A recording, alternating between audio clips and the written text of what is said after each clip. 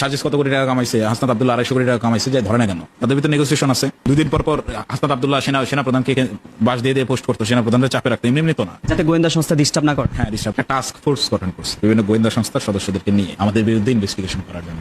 আমার বিরুদ্ধে যখন ইনভেস্টিগেশন করে, চতুর্থ দিন আমার খেয়াল আছে কোন একটা গোয়েন্দা সংস্থা, হয়তো বা পিবিআই অথবা ডিজিএফআই, যে কোনো একটা, কোন একজন সদস্য উল্টা পুলিশকে ঝাড়ি দিতেছিল যে আপনি কাকে তুলে আনছেন, এর বিরুদ্ধে তো কিছুই পাইলাম না, শুধু 4টা দিন ঘাম ঝরাইলেন না। তো ওনারাই চা খাইতে খাইতে আমাকে দুধ চা আর বিস্কুট খাওয়াইছিল, খাইতে খাইতে ওনারাই গল্প করতে করতে বলতেছে যে তোমাদের নেতারা কত কত অ্যামাউন্ট কামাইছে, তাদের বিরুদ্ধে কোনো প্রমাণই নেই, তোমরা কি এক করলা, পচা শামুকে পা কাটলা। বলতে বলতে তারা নামও বলতেছে, যে সার্জিস ভাইয়ের নাম বলছে, সার্জিস আলম কত টাকা কামাইছে এখন পর্যন্ত আমরাই হিসাব করতে পারিনি। হাসনাত ভাইয়ের নাম বলতেছে, যে হাসনাত তো প্রায় 200-250 কোটি কামাই ফেলছে। এগুলো তাদের মুখের কথা, তো এগুলো আমিও জানতাম না, আমি তো শুনে অবাক, মতো অবাক। এগুলো প্রমাণ না থাকার কারণ কি? এগুলো অনলাইন কারেন্সিতে ট্রানজাকশন করে ফেলতো। গোয়েন্দা সংস্থার কাছে অনেক তথ্য আছে, নেগোসিয়েশনও তো আছে।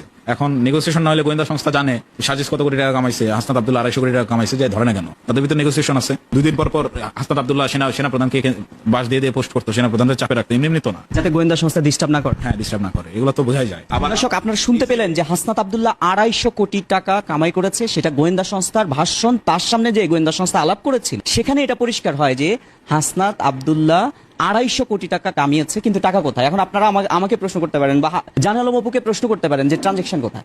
এই ট্রানজেকশনটা কোথায় সেটা খোঁজাই বাংলাদেশের আইন শৃঙ্খলা বাহিনীর কাজ। কোথায় সে ট্রানজেকশন? সেটা হয় বিটকয়েনে আছে, সেটা হয় অনলাইন কারেন্সিতে আছে, সেটা অলিখিত যেসব কারেন্সিগুলো, যে কারেন্সিগুলোকে টাচে নেওয়া যায় না, যে কারেন্সিগুলো খুঁজতে হলে অনলাইনে গোয়েন্দা সংস্থাদের ঘাম ঝরাইতে হবে, সেই জায়গাগুলোতেই এই আসিফ মাহমুদ সজীব ভুঁইয়ারা, এই হাসনাত আব্দুল্লাহরা, এই সার্জিস আলমরা কারেন্সি রেখেছে বলে অনেকেই অভিযোগ করছেন। কারণ আমরা আরেকটি শুনি জানে আলম অপুর কাছ থেকে। জি, এই যে যেটা বলতেছিলাম, যে দেখা গেছে যে হাসনাত ভাই পোস্ট দিয়ে সেনাপ্রধানকে চাপে ফেলাচ্ছে, তার 1 ঘন্টা পরে আবার সার্জিস ভাই আবার নিজে সেনাপ্রধানের সাথে ছবি আপলোড দিচ্ছে, দিয়ে সে একটা মিউচুয়ালে আনতেছে।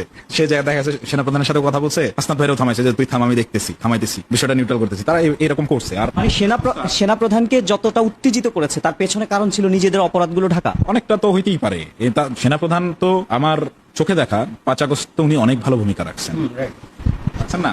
তো হইলে তো রাষ্ট্রপতি চুপ্পুকে সরানোর কথা, চুপ্পুকে নিয়ে তারা যে যতখানি আলাপ দেওয়া দরকার ছিল, তার সাথে বেশি আলাপ তারা সেনাপ্রধানকে নিয়ে দিচ্ছে, বিশেষ করে হাসনাত ভাই। তা তো আর একাই কেন এই সেনাপ্রধানের সাথে এটার অন্য কোনো কারণ থাকতে পারে। আমাদের আপাত দৃষ্টিতে যেটা ধারণা করতে পারি সেটাই। এবং ওই টাস্ক ফোর্সের জয়েন্ট ইনকোয়ারি যখন আমি ফেস করি, রীতিমতো তো আমি ভয় পেয়ে গেছিলাম যে আমি এটা কই এসে করলাম। টাস্ক ফোর্সটা কতজনকে এইভাবে ইনভেস্টিগেশন করেছে সেটা কি জানেন? আমাদের সবাইকে